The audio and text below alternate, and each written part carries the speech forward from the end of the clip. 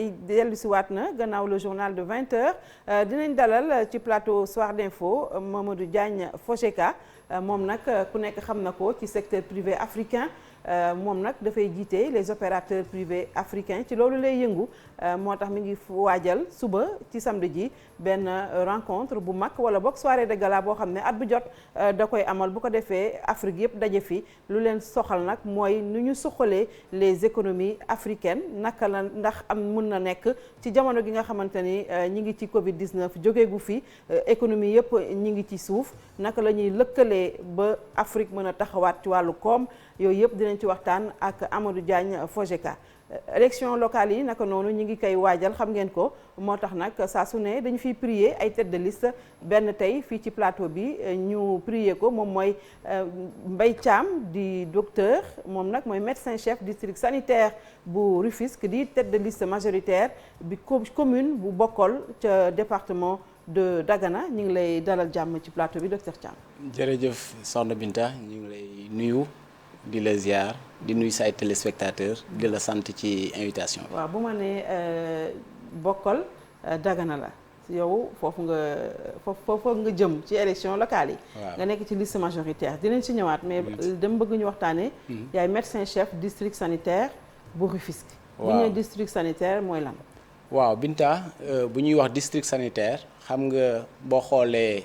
ministère de la santé et de l'action sociale ci secteur santé secteur bi nga xam moo yor wér-gu-yaram dafa am koo xam ni moo nekk ci bopp bi. ci tey muy monsieur Abdoulaye Diouf Sarr nekk ministre de la santé et de l'action sociale ñu koy gërëm di ko sant au passage di ko nuyu. di wax ni boo ñëwee ci ministère bi dafa am organigramme. organigramme bi waaye lu ci gën a am solo mooy dafa am ñoo xam ne ci wàllum faj. dafa am ñoo xam ne ñoo féetewoo faj pur et dur mooy hôpitaux yi maanaam. hôpitaux yi am nañ direction générale mooy direction générale des établissements de santé ñoom ñoo yore faj am beneen direction générale ñu koy wax direction générale de la santé publique ñooñu fu ñu leen gën a xaar mooy prévention maanaam mooy fagaru mooy aar ci ñooñu nag direction générale boobu ci la district yi soqe ko donc direction générale boobu ñi ci topp mooy région médicale yi ñun nag ñun ñoo wàcc nekk ci suufu région médicale yi district boo ko déggee dafay nekk benn sphère boo xam ni dafay am benn centre de santé de référence centre de santé de référence boobu nag daal di ëmb ay postes de santé mais boo demee ba ci suuf am na ay cases de santé am na ay sites communautaires ñoom daal li gën a de référence bu Tëngéej ban la. centre de santé bu référence bu Tëngéej moo nekk hôpital moom la ñuy wax hôpitalu Géej mu nekk centre de santé polyclinique boo xoolee moo nekk ci booru géej gi. jàkkaarloo ak école Matar Seck nekk ci wetu église Sainte-Agnès. ngeen ëmb ñaata poste de santé. waaw mu am 12 postes de santé boo xam ni ëmb na ko benn maternité isolée muy Dialbas ak centre de santé de référence bi ci boppam. waaw seen suñu parce que suñu waxee yooyu déjà suñu hôpitaux yi ñu ngi wax ne le plateau technique demeewul noonu. donc yéen seen poste de santé yi ak seen. du ma wax case de santé wala am na fa. waaw case de santé amul Rufisque actuellement waaw. moom mi ngi ci biir réew mi. moom les cases de santé ci biir réew mi waaw à l'intérieur. mais boo may defal tey jii je sais pas la description des postes de santé. waaw actuellement au niveau de Rufisque. lu ñu la mën a waxal mooy ñi ngi jógee ci renouvellement lu ñuy wax comité de développement sanitaire. mooy organe bi nga xam ni moom mooy gérer lépp lu jëm ci finance. lépp loo xam ne xaalis bi nga xam ne moo fay wadd. donc loolu moo koy gérer. kon mën naa la defal situation parce que bërki démb la ñu pare. le 4 bi passé le 11 bi passé ci la ñu pare. donc boo xoolee au niveau des postes de santé pratiquement mën nañu wax ni postes yi ñi ngi dox. am na ci yu am tuuti jafe-jafe yi surtout léeg-léeg dafay mi ngi dox mooy lan. mi ngi dox am na matériel qu'il faut. waaw mu ngi dox mooy am nañ matériel bu ñu liggéeyee. am nañu ay ressources humaines poste de santé moom lan moo fay nekk comme. si yan domaine lañuy poste de santé infirmier chef de poste moo koy gérer. ci wetam sage-femme moo fay nekk. ay maternité moo fay am. waaw maternité wala am na lépp. ci biir non maternité moo fay nekk dafay am ñaari partie boo ñëwee ci poste de santé dafay am lu ñuy wax maternité. sage-femme bi moo koy jiite ñu koy maîtresse sage-femme. sage-femme boobu mën na am moo am yeneen sage-femme yu nekk ci suufam. ak ñi nga xam ne ñoo koy jàppale ñooñu nag ñooy def lépp lu jëm ci wér-gu-yaramu jigéen ñu koy wax santé de la reproduction. mu commencé ci consultation prénatale consultation postnatale accouchement planification familiale ñoom ñooy def yooyu. à part maternité waaw loolu à part boo xam maternité boo ko déggee rek gars yi dégg-dégg mooy accouchement. ñu bëri bu ñu déggee maternité rek accouchement lañ ciy xalaat. mais à côté am na ci lu ñuy wax ci côté accouchement bi aussi am na lépp lu jëm ci bala ngay accoucher nit soxna si bu wannee lor am na lu ñuy wax consultation prénatale ñu koy visite moom la gars yi gën a miin. visite yooyu am na. mais bu soxna si visité ba àgg ci fu muy moomee boppam mooy accouchement bi ñu toppatoo ko mu accoucher ci jàmm. bu accoucher aussi dañ ko war a suivre moom ak doomam. mooy le couple mère enfant donc suivi boobu aussi mi ngi tudd consultation postnatale loolu aussi nekk na ci mais gannaaw ba nga xamee ni am na doom mucc na ba pare dañuy góorgóorlu proposer comme pour mu def planification familiale ndaxte nit ki fekkente ni da nga def planification familiale dafay tax nga mën a soreyool sa ay njur te bu fekkee soreyool nga sa jur dina tax yow nga am sa wér-gu-yaram yow jigéen bi nga mën a nekk koo xam ne kii ku wér nga mais également sa doom dina mën a nekk koo xam ne ku wér. mais est-ce que am na les moyens adéquats yoo xam ne mi ngi ci poste de santé yi. waaw moyens ak ci centre de santé bi. li ñu liggéeyee au niveau des postes de santé am nañ ko c'est vrai que. am ngeen ay échographie am ngeen yëpp. waaw échographie ci poste de santé nekkul benn nekkul équipement boo xam bi sax bu war a nekk ci poste de santé la yooyu ci centre de santé la war a nekk mais boo ñëwee ci centre de santé de Rufisque moom tabaarkalla ñu ngi sant yàlla pratiquement parce que boo ñëwee foofu service am na sax ay services yoo xam ni tey ci tey xaaruñu ko foon mais dépassé nañu wala egg nañu foo xam ne am nañu ko bon am na service yu mel ni ki par exemple boo jëlee yenn spécialités yi tey boo ñëwee Rufisque mën nga fa fekk benn consultation rhumatologie te loolu xaaruñu ko woon foofu mën nga fekk consultation neurologie te xaaruñu ko woon foofu mën nga fekk consultation cardiologie. am na médecin yëpp ñu ngi sur place. waaw ñooñu noonu ay médecins prestataires waaw ñooñu ay médecins prestataires lañu parce que nekkul ay activités yoo xam ni dafa war am ci centre de santé bi donc ñoom dafa am paquet de service boo xam moom la ñuy def paquet de service boobu mi ngi tudd paquet complémentaire de service mais paquet spécialisé hôpitaux yi ñoo ko war a def mais boo xoolee hôpitaux yi tey ci tey Dakar dafa toll noo xam ni li ñu soxloo ci wér-gu-yaram hôpitaux yi kese mënuñu ko absorber malade yi dañuy sonn léegi-léegi da ngay gis malade boo xam ne dañ koy jox ay rendez-vous yu xaw a sori léegi nag ñun il faut que ñu jéem a ñëw substituer wu jéem a jàppale ñi nga xam ne les malades ñoom dañu yaakaar ne ku ci feebar ak hôpital nga war a dem amuñu cette culture de respecter cette pyramide sanitaire jaar ci centre de santé wala ñu dem ci poste de santé bi dañuy xëy rek ne dem nañ Dantec wala dem nañu principal alors que mënoon nañu yem foofu ci gox ba loolu jafe-jafe bu rëy la boo xoolee ci suñu système de santé loolu moo ñu gën a sonal ndax da ngay gis koo xam boppam dafay metti te fekk bopp buy metti boobu ñàkk nelaw rek la wala ñàkk naan ataaya bu dee sama mbokk pël yi dañuy daal di xëy daal di jubali Dantec wala jubali Fann mais alors que demeewul noonu parce que comme ni ñu ko waxee dafa am lu ñuy wax pyramide mooy dafa am foo xam foo war a commencer ndax poste santé bi dafa nekk sa koñ poste boobu am na loo xam mën na ko def moom dafa war a segg tamit la donc bu seggee am na ñoo xam bu ñu ko weesoo dafa war dem centre de santé bi aussi dafa segg am lu mu war a téye loolu mu war a téye am na ci loo xam mënu ko gérer lu mu mënul gérer mu doog ko yóbbu ci hôpital. c'est-à-dire que xëy na aussi bu fekkente ne dañ fay dem fekk fa le personnel qualifié qu'il faut fekk fa le matériel qu'il faut dañu dem feneen xëy na dañuy dem duñu fa fekk le personnel qualifié à part le médecin chef wala dara c'est juste un personnel politique ñoom ñoo nekk dans les centres de santé xëy na moo tax ñu ci bare duñu wóolu wala boog dañ naan lii fii kat amul dara soo demee dañ lay laaj xaalis rek alors doo am résultat bi nga bëgg. waaw laaj xaalis bi demeewul noonu ndax boo ñëwee ci centre de santé yi nga xam ni moo nekk poste de santé bi nekk par exemple yi nekk Tëngéej seen consultation 500 la xam nga consultation téeméer boo demee biir fin fond du Sénégal li ngeen est-ce que dina am qualité de soins bu baax waaw qualité de soins bi dina am par rapport ak li nga xam ni non médecin yi du nekk ci poste de santé yi poste de santé infirmier moo fa nekk ci centre de santé bu ñu fa ñëwee dañu fa fekk médecin yi centre de santé yi am na médecin centre de santé par exemple boo ñëwee foofu di nga fa fekk ay médecins yoo xam ni ñoom ñoo koy gérer te médecins yooyu aussi ay médecins yoo xam ni dañ leen tàggat la ñu xarañ am xam-xam te di def loo xam ne loolu lañu leen sant beneen business mooy wane ni foofu neex na de yow de daal xam naa ne problème yi moom yaa ngi koy nëbb moom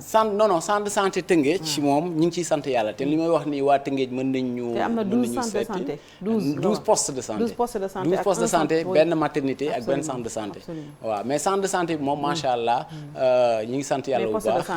poste de santé yi aussi comme ni ma la waxee xam nga wax naa léegi-léegi ni def nañu tour wër ñoom ñëpp renouveler seen ay comité de développement sanitaire te loolu aussi ministre daf ko santaane woon parce que ñooñu biñ leen falee ak léegi dañu waroon def 3 ans de mandat seen mandat jeex na gëwmu ni Sénégal bare na ci district yoo xam ni renouveler nañ seen comité de santé ba pare comme ni ñu ko defee nii loolu aussi ñu siy sant bu baax préfet bi nga xam ne moo ñu ci jàppale mooy le sous-préfet de Rufisque Est ndax moom bëri rek dañu note bi dafa ñëw rek directive bi dafa jóge ministère rek mu jóg taxaw ni dafay renouveler même loolu sax duñ ko waxoon ne ko nañu may parce que mandat yi jeexagul woon parce que bu muy jot note bi ak bi mandat yi jeex di sonn ay 15 jours ñu ñaanoon ko nañu may ba mandat yi jeex complètement bi mandat yi jeexee rek ñu song ko parce que ci mandat yi mi ngi jeex octobre la ñu commencé renouveler kenn ku si nekk teg luñ la ñaari fan loolu defe naa ni barewul boo ko waree Sénégal non bu tawee macha allah ñu ngi sant. ñu ñuy wax ay plan Orsec ak yooyu moom biir Tëngéej waaw boo paree mën nga ñëw centre de santé centre de santé moom boo fi ñëwee di nga kontaan. dinaa ko xool ak seen poste de santé waaw boo ñëwee moom macha allah apparemment y a pas de problème. waaw bon ñi ngi sant yàlla xam nga problème moom du ñàkk mënuñu wax y a pas de problème. mais problème bu ñu teree liggéey. wala problème bu ñu teree def résultat. problème yooyu amul. yéen ngi def résultat. waaw problème bu teree ñu def résultat. ci mais yéen ngi def ay résultats. waaw résultat ñu ngi koy def parce que résultat yi lu tax ñu ngi koy def parce que ñun aussi ci liggéey bu nekk dafa dañuy fixer li ñuy wax ay performance performance yooyu ay indicateurs lañu par exemple bu ñu la waxee ni la xale yi bu fekkee ñàkk la ñun la ñàkk lu mu bon fukki xale yoo jël ci biir district bi war nga ñàkk lu mu bon 9 yi maanaam 90% war nga ko am de taux de couverture xam nga loolu indicateur bu leer lu ñu mën a natt la bu ñu la waxee ne la ci district bi yëpp 100 xale moo ci nekk war nga ñàkk 90 yi par mois bu ñu la waxee ne la par exemple ci district bi képp koo xam ni am na signe paludisme war nga ko defal test de diagnostic rapide pour que nga xam ni palu la da nga koy def donc indicateurs yi bari na façon mais yenn ci nekk par rapport ak li ñu fixé. centre de santé bi jege na géej gi ne mbaa du ko wan na. centre de santé bi parce que Rufisque moom bu ma waxee loolu c'est parce que Rufisque est menacé une partie par les régions côtières waaw. est-ce que seen centre de santé bi jege na géej gi. centre de santé bi jege na géej gi mais par rapport moom ak géej gi am na lu dex ci diggante bi. parce que fort bi mi ngi fa fi nga xam ni foofu lañu daan denc gerte suñu jamono maam yi. boobu mi ngi fa xam naa bala muy lekk loolu ba egg centre de santé bi dana fekk ñu dem ci yeneen. waaw kon de moom man kontaan naa bu ma déggul problème rek ci niveau santé foofu am na solo mais dinaa fa ñëw nag. quand même waaw dinaa kontaan trop recevoir la am naa yaakaar ni am na ñu ñu recevoir am nga ay collègues yi nekk foofu. am nga ay correspondants. yaakaar naa ni mën nga leen laaj. centre de santé de Rufisque moom ñu ngi ciy sant bu baax a baax. waa Tëngéej aussi ñu ngi may dégg xam nañu baax ni may wax ni. di leen nuyu au passage di leen gërëm di leen sant. yaa ngi fa depuis kañ depuis 12 ans maa ngi fa depuis 12 ans. je pense que loolu aussi nekk loo xam lu rare la mais bon sant yàlla loolu yëpp nag bon. kóolute kilifa yi la parce que nit ki bu fekkente ni dañ la fa affecté woon. dañ fa affecté ba léegi mais doo waaru. déedéet du ma waaru fi waaw bokkal la xam naa dinaa si dellu si waaw. dañ koy aborder léegi déjà pour nga wax ma lan moo tax nga bëgg bi yoon briguer dem ci élection locale yi. waaw lan moo ko waral soxna Binta loolu il faut que ñu dellu si ci. xam nga avant ñuy ñëw si ban parti nga nekk. waaw ak si il faut que ñu c'est important question boobu nga ma laaj. ndax question bu am solo la. xam nga santé wér-gu-yaram dafa am lu tubaab yi di wax dafa am ay déterminant mooy lu koy wane. te déterminant yi nga xam ne mooy wane centre de santé luy wane wér-gu-yaram. ñeent la de façon globale mais jarul ñuy ñëw ci ñeent yi. am na benn bu ci gën a am solo mooy environnement. parce que environnement dafay déterminer santé. exemple bu ma la mën a jox. bu fekkente ni soxna si dafa am koo xam ni dafa war a am doom par exemple. mu dem ci poste de santé bi gis na am na complication. ñu war ko yóbbu ci centre de santé. te amul yoon yu baax yoo xam ni dafa war dem. donc xam nga loolu problème jafe-jafe la. loolu am na ca bokkal. non dama lay expliquer d'abord lan moo ma indi ndax danga ma laaj lan moo ma indi lan moo tax ñu xëy boole ci li ñuy def nii di. waa kër docteur. bëgg ci boole politique bi. beneen bi si des nga ni tey nit ki bu amul ndox bu sell. pour mu naan ko. donc ndox boobu nga xam ni sellul mën na am jeexital ci wér-gu-yaramam. bu fekkee ne suñu boor boobu la nga xam ni ndox bi ndoxu dex la des fois bilharziose moo fay gën a sonal nit ñi. loolu day indi jafe-jafe. léegi-léegi nga dem ci yenn village yoo xam ni. amuñu ndox maa ngi dégg ne bilharziose bi mu ngi si la zone nord. waaw c'est la zone nord waaw bilharziose pratiquement dañ dëkkaale ak moom loolu la ñuy wax c'est une endémie. donc loolu tamit am na nu ñu war a taxawee pour que mu bañ di sonal askan bi. bon nga dem fenn tuuti rek ñooñu aussi amuñu ndox sax boo xam ne bu ñu naanee la wala bu ñu raxasoo dinaa si ñëw sama tournée politique yi am na fenn fu ma dem soxna si daf ma wax lu reetaan lu mu ne ma yéen ngi naan corona raxasu leen nit ko amul ndox boo naan nooy raxasoo kon yéen da ngeen ñu bëgg jaaxal peut-être yooyu noonu moo tax beneen bi si des faju bi aussi nekk ay jafe-jafe ndax fi ñu nekk fii ci Tëngéej li may wax ni waa Tëngéej xam nañ ko waa Boxal xam nañ ko léegi nit ñi pour ñu faju dañuy jóge foofu ñëw ba fii xam nga loolu jafe-jafe la. dañuy jóge Boxol ñëw ba Tëngéej wala ñëw ba Dakar xam nga loolu aussi jafe-jafe la il faut que ñu jéem a xool naka la ñuy góorgóorloo ba li ñuy wut si fii ñu fexe mu am foofu su ko defee nit ñi mën a. mais lan moo tax loolu yëpp amu fa. donc lu tax amu fa xam nga des fois aussi comme ni ñu ko waxee boo xoolee àdduna wala état. wax nga ma tali yu baaxul boo xool tali yu baaxul. non de waxuma tali yu baaxul dama la doon jox raison yi nga xam ni. moo tax moo la poussé nga dugg poussé ma ñëw. dama la wax ni santé dama la laaj boo xool lan moo fa am ak lan moo fa amul. waaw Boxal lan moo fa am actuellement nii Boxal lan moo fa am boo jëlee da ngay gis ni Boxal am nañu problème mu ndox. waaw da ngay gis ni Boxal problème mu dex bi problème la ak bilharziose bi. da ngay gis ni Boxal problème yi. am na ci ay problèmes yoo xam ni mu ngi fa. exemple bu ma la mën a jox bu ndaw bi ma demee di def sama tournée gis naa ni seen case de santé yi doxuñu. donc yooyu noonu ay jafe-jafe la. gis naa ni am na ay problème ci njàng mi. dem naa benn bërëb ñu ni ma xoolal xale yi ñoom ñëpp ñu ngi nii toog jànguñu ñu toog toll ci fu ñu war a jàngee te jàng waaw jànguñu parce que école yi amuñu wala école yi matewuñ ko te yooyu aussi kenn ku si nekk am na loo xam ne abri provisoire yi nga xam ne moo ne ci réew mi waaw mais abri provisoire xam nga am na ñoo xam ne ñu ngi koy wax am na ñoo xam bu ñu ci jotoon jël mais actuellement nii am foo xam fi mu yeggu fa am na xale yu jàngul parce que amuñu école waaw donc yooyu yëpp nag il faut que kenn ku si nekk am na rôle boo ci war a jouer am na partition boo ci war a jouer donc yow léegi nga engagé wu ci local yi avec sous quelle bannière waaw ma engagé wu ci local yi parce que local yi avant ñu ci doon engagé wu ñun dans un premier temps dañu nekkoon ci coalition Benno Bokk Yaakaar di ci liggéey olof day wax ni lu indi jàmbat temps yi élection locale mooy ay donc mooy jàmbat Benno Bokk Yaakaar ngeen nekkoon Benno Bokk Yaakaar lañ nekkoon Benno Bokk Yaakaar lañ nekkoon ak APR ci APR nga bokk waaw léegi bu ñu nekkee Benno Bokk Yaakaar ñu liggéey di liggéey ba jamono ji dem na ba dara desul lu investiture yi son excellence le président de la République monsieur Macky Sall daal di investir ki nga xam ni mooy le maire sortant maire sortant boobu aussi nekk maire sortant mooy El Hadj Guèye ca bokkal waaw maire sortant boobu mi ngi bokk ci parti bu ñuy wax PLD mooy parti bi nga xam ni Omar Sarr moom la jiite boobu xanaa parti baa ngi soog a judd di PLD déet PLD yàgg na PLD bi Omar Sarr bi waaw PLD bu Omar Sarr bi nekkoon PDS waaw Omar Sarr bi nekkoon PDS donc ko créé matugul un an non donc moom bu mu ñëwee léegi moom Omar Sarr dafa ñëw fekk si Macky Benno Bokk Yaakaar ñooñu parti yooyu bu ñu ñëwee yokk si dañu jóge ci Benno pousse jëm ci mouvance présidentielle léegi bu ñu ñëwee ci mouvance présidentielle nag président de la République aussi tamit loolu mu def noonu nekk décision bu sage nekk décision kilifa. pour maintenir Omar Sarr ci commune Dagana. waaw maintenir El Hadj ci commune de Bokhol parce que boo xoolee Sénégal wërngal këpp Omar Sarr ñaari commune la ci gérer mooy Bokhol ak la commune de waaw Dagana. beneen bi comme ni ñu ko gisee feneen président aussi ak sagesse bi ak nekk kilifa nit ki bu la fekk se li olof Njaay di wax naan ku am gan da ngay yokk reer mbaa nga tëraani waaw dëgg la waaw léegi moom bi nga xamee ni gan yi ñëw na mu ganale leen jox leen seen cër bàyyi leen boole leen yaatal loolu nekk nag aussi yow nag bëgguloo ganale gan yi nga dem ci liste parallèle waaw dinañ ñëw toujours ganale bi ànd nañ ci ñun bokk nangu nañ ko bokk nañ ko mais problème bi mooy que gis nga bu fekkee da nga jaboot ku ne ngay jaboote loolu bu mu amee am na ci suñu ay camarades yi ñoo xam ni ñoom dañ ni woon loolu mënuñu ko dégg ndax le maire sortant déjà def na fa ñu ngi koy nuyu au passage di ko sant di ko ñaanal yàlla déjà def na fa 12 ans ñaari mandat ci biir 12 ans yooyu am na ay jafe-jafe yoo xam mi ngi continuer di nekk léegi aussi ñun tamit ñu ngi doon liggéey pour xamal askan bi ni lii war na am amul lii war na nekk nekkul ñu woon à la base di liggéey donc mënoo liggéey boobu wëlbati ko après nga xëyaat ñu ni la doo fi sampe beneen bi si des aussi mooy que décision boobu bu ko président jëlee aussi am na ci ay camarades yoo xam dañoo frustré camarades yoo am na ci ñoo xam ne bërët dañoo daal di bàyyi sax ñoom dem opposition toog am na ci ñeneen ñoo xam dañuy dem waaw au niveau de Bokhol am na ci ñeneen ñoo xam ne dañu ñoom ña ngay dem toog seen kër bàyyi nañu politique am ñeneen ñoo xam ne aussi ñoom dañ ne bu ko jaree sax dañu dem voté ci sanction après ñun leen loolu jafe-jafe la gis nga bu fekkente ni réeroo dafa am dañuy toog ñu waxtaan bi ñu toogee ñu waxtaan ñu xamal njaboot gi ne leen genn wàllu kasara moo gën kasara beneen bi si des genn wàllu kasara moo gën kasara ndax aujourd'hui ñun ñu ngi doon liggéey ba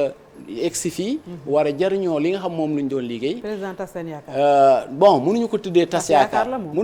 tas yaakaar parce que comme ni ma ko expliqué xam nga kilifa toujours dina xañ bopp loolu sax la ñuy xaar ci kilifa nga xañ sa bopp jox keneen ki la jege nga xañ sa njaboot jox ki ngay jege président aussi loolu def xaj njabootam xaj boppam parce que mënoon na xam parce que président kuy informe ci dëkk moo la gën a informé xam na bu baax lan moo xew ku fa majoritaire xam na ku fa minoritaire xam na donc bu fekkente nee nañu nañ dem toppi ko moom xam na ni kooku nekkul majoritaire mais malgré tout pour yaatal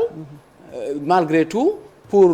dimbali ñi nga xam ni ñoom ñooy beneen njaboot loolu moo tax bu nañ leen topp na gan yi léegi bu mu séddee gan yi yow nga dem ci ban liste bi mu séddee gan yi ñun ñi nga xam ne ñoo fi nekkoon ñu ni am ci ñu ni ñoom loolu nekkul li gën ci nekkul li gën ñu waxtaan bu ñu waxtaanee au lieu que nit ñi di voter sanction wala ñenn ñi di bàyyi wala leneen li nga xam ni ñu ngi ko doon construire depuis ay at muy yàqu ñun leen nañ toog ñu waxtaan ba ñu waxtaanee li fa gënoon génn muy idée bu gënoon collégial mooy que nañu góorgóorlu seet nan la ñuy def ba am benn liste parallèle donc liste parallèle boobu ci lu ñu waxtaan léegi liste parallèle boobu ñun dañ jàpp ni amul ngaañ parce que lu tax amul ngaañ déjà ñun Benno Bokk Yaakaar lañu président joxoñ na le maire sortant bu fekkente ni vote am na au lieu muy am vote sanction ñuy dem di voter ji fi nga xam ne mooy non du fa am parce que actuellement ni ñun réceptacle la ñu nekk kan moo porté seen liste parallèle bi CPJ moo ko porté mooy convergence patriotique pour la justice et l'équité moom la ñuy wax Diop Sy donc moom ci récépissé Diop Sy ci la ñu tëgg suñu liste après pour dem ñun aussi daal di góorgóorlu recevoir frustré yi nga xam ne moom nuñ ci ñun recevoir également ñi nga xam ne naroon nañu gedd toog seen kër recevoir également ñi nga xam ne ñi ngi ci liste boobu waaw ñi ngi ci liste boobu léegi yow yaay la tête de liste majoritaire man maay tête de liste yow yaay raw gàddu bi waaw man maay raw gàddu bi yaa nangu jël boobu responsabilité waaw mu ngi noonu wóolu nga sa bopp daal ca bopp waaw ci boobu ci bokkal moom wóolu nañu fa suñu bopp si santé lu tax ñu def lu ñu fa wóolu suñu bopp mooy liggéey mooy taxaw ci bëgg-bëggu askan bi mooy dimbali askan bi te booba dara xewul ndax comme ni ma la waxee xam nga dafay am nit liggéeyam da koy cuub li ñuy wax déformation professionnelle ci tubaab ñun dañu nekk ci kër docteur xam nga booy wax li ñuy wax développement santé mooy cëslaay bi am dama dem ci suñ tournée politique yi bi ñu demee suñ tournée politique dafa am benn pël bu ñu demee mu waxtaan mu wax benn proverbe pël mu ni pël mu ni ma docteur ma ni kandaam mu ni ma wérgu yaram mooy taawu am mu ni ma loolu proverbe pël la pël bu ma wax la donc comme wérgu yaram mooy taawu am ñun de tout le temps loolu lu ñu mosoon gëm la daan nañu def ci dëkk bi waxtaan ak ñoom jàppale leen ci lu mu mënti doon di jàpp ci élèves yi jàng parce que suñu ay rakk lañ suñu doom lañ suñu jarbaat lañ di jàpp ci nit ñi nga xam ni poste de santé yi topp ci case santé yi baaxul école yi am na xale yu jàngul léegi yow la ci def concrètement rapidement balaa suñu heure du jeex waaw très bien li ñu si des concrètement mooy que poste de santé bi ñu ngi leen doon jàppale beneen bi si des bu ñu demee nii en matériel di leen appuyer en médicament beneen bi si des aussi mooy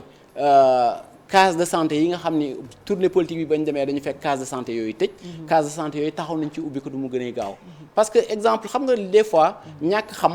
day waral nit ki yaakaar ni lu bari wala alal mooy tax lii dox alors que du lu ne rek alal moo koy doxal am na yenn yoo xam ne xam-xam bu tuuti rek moo koy doxal je donne ma jox la benn exemple bu ndaw dem nañ ci benn case de santé bi ñu fa demee dañu fekk case bi doxut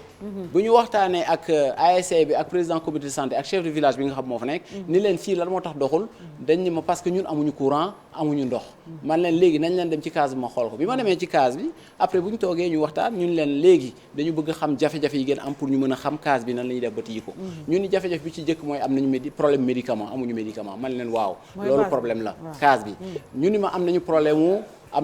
mu instrument yu ñuy liggéeyee man leen waaw d'accord ak lan loolu problème la ñu ne amuñu courant man leen non fii courant nekkul obligatoire pour ngeen am ko au contraire sax nekkul priorité pour yéen parce que aujourd'hui bi ñu waxtaanee man leen yéen ASC bi nga xam moo nekk fi di liggéey ci case bi à peu près ñaata lay gagner motivation ñu ni ma boo calculer daal ci at bi lëmm 8000 francs à peu près lay am maanaam imaginez koo xam ni liggéey nga at li nga mën a am ci retombée 8000 francs du ko weesu xam nga loolu doy na wa soxna jeena ba ci case de santé bi léegi yow ki nga xam nee na boo liggéeyee at à peu près 8000 francs ngay am léegi ngay yóotu courant te courant boobu bu fekkente ni indil nañ la ko li ci gën a ndaw mooy parce que foofu tarif forfaitaire moo fa am tarif forfaitaire mooy carte yi ñuy recharger minimum yaa ngi fay 7000 francs par mois yow sa agent yi nga xam ñoo fi liggéey at bi à peu près 8000 la ñuy am ñu bëri nga indi courant boo xam ni yaa ngi fay chaque weer minimum 7000 francs xam nga loolu c'est contradictoire man leen yéen léegi loolu du seen problème jël leen courant ngeen teg fee actuellement ni case de santé bi mën ngeen toog weer di liggéey te du ngeen liggéey guddi waaw wala déet ñun ma waaw man leen kon lu ngeen def nañ leen wutal lampe rechargeable waaw bàyyil ma wax lu bu amee urgence guddi ni ñuy def ma ni ko léegi bu ngeen amee urgence guddi dañ leen di wutal lampe rechargeable bu ñu leen wutalee lampe rechargeable am na ñoo xam am nañu courant ci dëkk bi da ngeen dem branché foofu lampe bi chargé ngeen ñëw teg seen lampe donc heure bu ngeen amee urgence guddi bu ngeen ñëwee bu ngeen taalee lampe bi mooy lampe yëpp ñooy yem bu boobaa di nga mën a niitu di nga mën a def sa liggéey après rangé waat sa lampe donc doo fi nekk di tegale ay factures yoo xam ni chaque mois 7000 la au moment où ñi nga xam ñoo fiy liggéey il peine à avoir 1000 francs par mois waaw wala parce que kuy am 8000 francs dans l'année donc boo xoolee moyenne bi matul sax 1000 francs par mois donc loolu aussi jafe-jafe la ñu ni ma ndox man leen waaw ndox aussi du problème la parce que tey bu fekkee ne da nga bëgg a indi ndox ñaata la lay coûter boo indee ndox ba pare aussi facture ndox boobu ñaata lay nekk bul fàttee toujours ñëwal ci base kuy gagner 8000 francs par an donc loolu nan nga ciy indee ndox di ci fay facture man leen bu leen def loolu ce que vous allez faire nañu fexe wutal leen benn fût boo xam bi fût bu mag la am robinet ñu root fût bi fût boobu daa ngi si mën a liggéey 2 jours 3 jours bu jeexee ngeen rootaat ko mooy gën a tane ngay dem di wutiwaat ay factures yoo xam ne da nga koy fay te c'est surtout doo maa ngi fi dalal le directeur de l'OFOR mais xanaa ndox mi yeggul foofu waaw ndox bi xanaa liggéeyul ak yéen foofu ci ndox bi am na ay jafe-jafe foofu yu bëri bu fekkente rek ñu ngi waxante ak dëgg parce que ndox bi aussi am na d'abord foo xam fii yeggu fa mais même fu mu yegg léeg-léeg la plupart du temps amul ndox amul courant man yooyu su ma ko déggee damay waaru avec on est en train de mettre des milliards dans des hôpitaux yi président inauguré yàggul alors qu'à l'intérieur dans des communes mënuñu am poste de santé bu am ndox am courant mais quand même ça aussi problème la de docteur waaw xam nga problème yi comme li ma la wax situation yooyu wuta leen paanu ndox ngeen teg ko wut leen ay bougies ngeen teg ko ci Sénégal le 21e siècle bi waaw soxna si xam nga moi je me demande santé bi moom vraiment ndax mi xaalis bi ñu ciy dugal anam c'est la question que je me pose. Très bien xam nga question boobu nga posé wu santé bi li ñu ciy dugal dafa am ay niveau hôpitaux yi macha allah am na loo xam loolu la ñuy yor niveau central parce que il faut que ñu comprendre kenn ku si nekk dafa am lan nga gérer au niveau central am na ñoom lu ñu gérer hôpitaux yi districts yi et cetera mais am na benn niveau boo xam ni à l'échelle opérationnelle niveau case de santé niveau bi nga xam moo gën a ndaw loolu wax dëgg yàlla communauté yi ñoo ko gérer loolu aussi maire yi ñoo ko gérer non état yoonam mi ngi si parce que état bu la xasee jox sa fonds de dotation yow yaay góorgóorlu xool ak sa fonds de dotation nooy defal sa fonds de dotation ñaata la leen di jox ñooñu ci fonds de dotation non ñooñu ba ma leen laajtee fonds de dotation li ma leen jox dañ ne ma 50 000 lañ leen di jox par année donc 50 000 par année mais 50 000 yooyu sax nekkul di yegsi docteur bul tax ma jooy si plateau non déedéet bul jooy xam nga lan moo tax bul jooy il faut que nga xam d'abord non bul jooy parce que kaay ma wax la 50 000 yooyu par rapport ak li nga xam ne moom mooy case 50 000 par an non 50 000 médicaments pour case de santé mais 50 000 yooyu état joxe na ko waaye des fois sax du yegsi fu muy tag des fois sax ca mairie ba lay tag du yegsi donc loolu mooy problème parce que aujourd'hui collectivité bi aussi am na ci part de waaw moom laa la gis nga responsabilité il faut que ñu compétences aussi dañu moom laa wax ni mais gis nga case de santé niveau central du ko gérer niveau central du gérer case de santé loolu aussi il faut que mu leer si fonds de dotation yi muy jox maire yi waaw fonds de dotation boobu muy jox maire mën na am lu mu si yokk loolu mu si yokk nag bu ko defee mu daal di koy joxe case de santé yi mën a dox parce que case de santé niveau communautaire la xam nga bañ na ko ba tuddee ko santé communautaire santé communautaire kooku yoonu niveau central neewu si yoonu kii neew région médicale neewu ci peut-être li nga xam ne ñoo ko war a gérer c'est au niveau communautaire te boo waxee niveau communautaire c'est le maire qui est à la tête donc loolu nekk na loo xam ne il faut que ñu bàyyi ko xel bu baax xanaa di nga ko fa jéem a améliorer waaw nee naa la man bu ma sa xaar ñëw xamul tax du ma xaar ñëw wax naa leen bañ jox la budget ba xam nga yow ba nga amagul dara sax yaa ngi def waaw très bien léegi buñ la joxee budget bi xanaa di nga jàppale ñooñu soxna si ma wax la leen xeex ba ndox mi ñëw xeex ba courant bi ñëw bu ma ñëwaat fii di ma wax ay waxu bougie waaw non waxuma bougie de root ay bidon waxuma bougie xam nga root ay bidon waaw wala root ay fût waaw xam nga niveau bu nekk fu ne ak li nga xam ne loolu nga yellool kenn ku ne parce que niveau bu nekk ak li fa mën a nekk di nga dem benn zone boo xam ne amul eau courante loolu bari na on est au Sénégal waaw ah mais OFOR dañ ko jox sas boobu. waaw mais horizon boo xam ne bu fa yeggee. très bien fépp la ñu war a alimenter. waaw très bien mais horizon boobu peut-être excès guñu fa wala ci case yi niveau yi nga xam ne foofu la case yi nekk excès guñu yàlla nañu fa egg loolu la ñu ñaan. li ma la bëgg a wax rek mooy dama la bëgg expliquer ni ci lu gàtt. case de santé yooyu nga xam ne dañoo tëjoon. benn bu si nekk lu koy tijji wala luy tax mu dox matul 50 000. est-ce que yaa mooy dégg. waaw ma ni case de santé yooyu. benn bu si nekk pour mu dox matul 50 000. donc 4 cases de santé yi pour mu dox matul 200 000. te loolu wax dëgg yàlla defal nañ ko waaye incha allah. waaw bu ko defee rek képp kuy liggéeyal Sénégal rek ñu taxawal. ñu def waaw très bien képp. Sénégal soxla na daal ñu liggéey ko. luñ ci bëgg a tëjee bu dee dañuy tëj. li ñuy tëjee rek mooy sant ñëpp. sant suñu ay wéjur sant suñu soxna sant également ñu ñuy jàppale ci liggéey bi di wax tamit ne ñun ñoo war a jóg kenn ku si nekk terroir bi nga nekk liggéey ko parce que kenn ku ne am nga responsabilité le président de la République c'est au niveau macro mooy au niveau micro fii suuf kenn ku ne am na loo mën a def man par exemple am na lu ma commencé sama beneen morom na am lu mu def keneen am lu mu def collectivité yi am lu ñu def su ko defee ñu daje affaire daal di sotti waaw merci beaucoup maa ngi lay gërëm di la sant yow tamit merci beaucoup ci invitation bi dañuy dem publicité gannaaw publicité bi Cheikh Diop dina fi teew pour le journal.